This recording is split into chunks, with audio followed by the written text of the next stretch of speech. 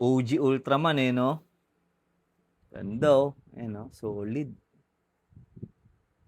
Ay, meron tayong ditong bago. Bagong luma. Kasi nabili ko to sa groups ng Mesco. Second hand siya. Ayan. Ito yung Ultraman na Mesco.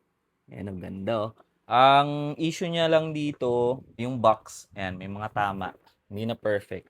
Pero dahil hindi naman ako box collector, walang problema sa akin.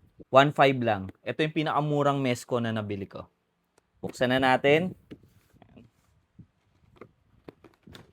Ganda nito. 2 trays, yung figure, tapos iba pang accessories. Open natin, tapos closer look natin.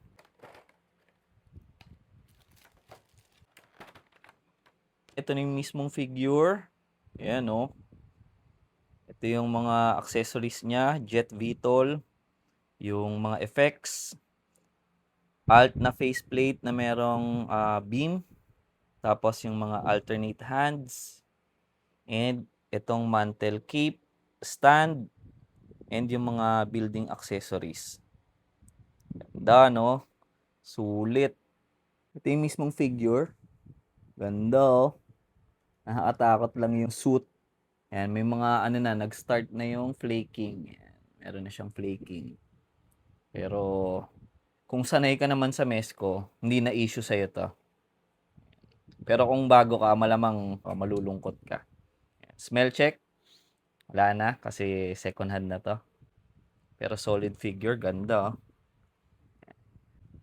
Ito yung isang ano niya, faceplate. Ayan, oh, ganda, may beam. Tapos may light up feature to, pero hindi na nagana. Panalo pa rin siya sa price point na nakuha ko. Ginising ko pa nga si mami kasi siya yung magbabayad eh. Ayun, naging masama yung gising niya. Ayan, ito yung Spatium Beam.